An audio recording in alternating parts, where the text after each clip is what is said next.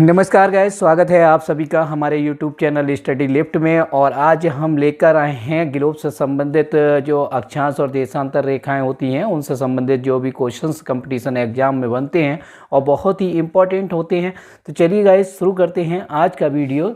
देखिए गाइज, आप जानते हैं ग्लोब जो है वो पृथ्वी की एक काल्पनिक संरचना है। उससे ही इम्पोर्टेंट हमने कुछ फैक्ट्स यहाँ पर बोर्ड पर लिख रखे हैं जिनसे क्वेश्चंस बनते हैं। तो देखिएगा गाइज, अक्षांश रेखाओं की संख्या अक्सर एग्जाम में पूछी जाती है। तो देखिए, अक्षांश रेखाओं की संख्या 89 उत्तरी गोलार्ध में होती है। यहाँ पर हमने एक ग्लोब का थोड़ा सा चित्र भी बना लिया है, यहाँ पर दो भागों में दिखा दिया है, उत्तरी गोलार्ध और दक्षिणी गोलार्ध। तो गाइज 89 रेखाएं जो होती हैं अक्षांश वो उत्तरी गोलार्ध में होती हैं, 89 दक्षिण गोलार्ध में होती हैं, और एक रेखा जो होती है वो गाइज भूमध्य रेखा होती है। तो इस तरीके से इन सबको जोड़कर 179 अक्षांश रेखाएं होती हैं। लेकिन गाइज कुछ बुक्स में आप देखेंगे कि ये जो आपका दक्षिणी ध्रुव है और ये वाला उत्तरी ध्रुव है, अगर हम ध्रुवों की संख्या को भी जोड़ दें तो ये रेखाएं जो हो जाती हैं वो 90-90 हो जाती हैं और एक भूमध्य रेखा रहती है आपकी। तो इस तरीके से कुल अक्षांश रेखाओं की संख्या 181 हो जाती है। यहाँ पर मैंने इसीलिए डिफाइन कर दिया है उत्तरी तथा दक्षिणी ध्रुव सहित। अगर ध्रुव रहित पूछेगा तो 179 है और ध्रुव सहित पूछेगा तो 189 है। सॉरी गाइस, 181 जो आपका एग्जाम होगा उसमें ऑप्शन के हिसाब से आपको देखना है कि कौन से ऑप्शन को आपको सेलेक्ट करना है। यहाँ पर देखिएगा, नेक्स्ट हमारा है 0 डिग्री अक्षांश रेखा जो होती है, ये वाली रेखा होती है, ये विषुवत रेखा कहलाती है, जिसे भूमध्य रेखा भी कहते हैं। अब यहीं पर गाइज, अगर हम विषुवत रेखा से, ये वाला 0 डिग्री अक्षांश रेखा है और इससे जस्ट 23.5 डिग्री अगर ऊपर जाएंगे हम तो हमें मिल जाएगी उत्तरी गोलार्ध में जो होती है वो कर्क रेखा होती है, और 23.5 डिग्री दक्षिणी गोलार्ध में यानी कि 23.5 डिग्री जस्ट नीचे आएंगे तो इस रेखा को हम मकर रेखा कहते हैं। ऐसे ही 66.5 डिग्री उत्तरी गोलार्ध में जाएंगे, यहाँ पर लगभग 66.5 डिग्री ऊपर आएंगे, उस रेखा को हम आर्कटिक रेखा कहते हैं। और 66.5 डिग्री दक्षिणी गोलार्ध में आएंगे यानी कि 66.5 डिग्री दक्षिणी गोलार्ध ये है, अगर यहाँ पर आते हैं तो इस रेखा को हम अंटार्कटिक रेखा कहते हैं। इसी तरीके से गाइज अक्सर को एग्जाम में पूछा जाता है कि दो अक्षांश रेखाओं के बीच की दूरी कितनी होती है। तो आपको ध्यान रखना है, दो अक्षांश रेखाओं के बीच की दूरी 111 किलोमीटर होती है। एक क्वेश्चन और बनता है कि अक्षांश रेखाएं क्या करती हैं, अक्षांश रेखाओं से क्या होता है। तो अक्षांश रेखाएं ताप तथा जलवायु की स्थिति को बताती हैं या ताप तथा जलवायु का निर्धारण करती हैं।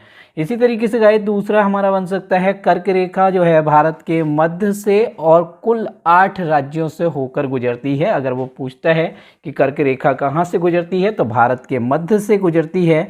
लेकिन अगर राज्यों की बात करेगा तो कर्क रेखा भारत के कुल 8 राज्यों से होकर गुजरती है, जिनमें गुजरात है, राजस्थान है, मध्य प्रदेश है, छत्तीसगढ़, झारखंड, पश्चिम बंगाल, त्रिपुरा और मिजोरम राज्य हैं।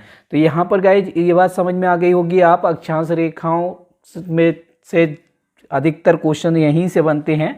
नेक्स्ट देखते हैं देशांतर रेखाओं के बारे में। देशांतर रेखाएं क्या करती हैं, जैसा कि अक्षांश रेखाएं आपको बताती हैं ताप और जलवायु के बारे में, इसी तरीके से देशांतर रेखाएं हमें बताती हैं समय के बारे में। तो देशांतर रेखाएं क्या करती हैं, समय का निर्धारण करती हैं। दो देशांतर रेखाएं भूमध्य रेखा पर एक दूसरे से 111.3 किलोमीटर दूर होती हैं, जबकि ध्रुवों की ओर बढ़ते हुए ये दूरी कम हो जाती है। यहाँ पर आप देख रहे हैं, देखिए यहाँ पर ये वाली दूरी जो होती है वो 111.3 किलोमीटर है, जबकि जैसे जैसे इस ओर बढ़ते जाएंगे, ध्रुवों की तरफ बढ़ते जाएंगे, ये दूरी घटती जाएगी और एक स्थिति ऐसी आएगी जब ये शून्य हो जाएगी। ऐसे ही यहाँ पर नीचे वाले ध्रुव पर, ऐसे ही उत्तरी ध्रुव पर। तो गाइज नेक्स्ट देखते हैं 0 डिग्री देशांतर को प्रधान समय रेखा। तो 0 डिग्री देशांतर रेखा यही है गाइज, ये वाली इस तरीके से एक रेखा ये खींची गई है और ये इस तरीके से, तो ये एक इस तरीके से खींची जाती है। इस रेखा को हम क्या कहते हैं, 0 डिग्री देशांतर कहते हैं। और 0 डिग्री देशांतर रेखा जो होती है उसे प्रधान समय रेखा या प्रमुख याम्योत्तर रेखा के नाम से जाना जाता है, जो कि इंग्लैंड के ग्रीनविच से होकर गुजरती है।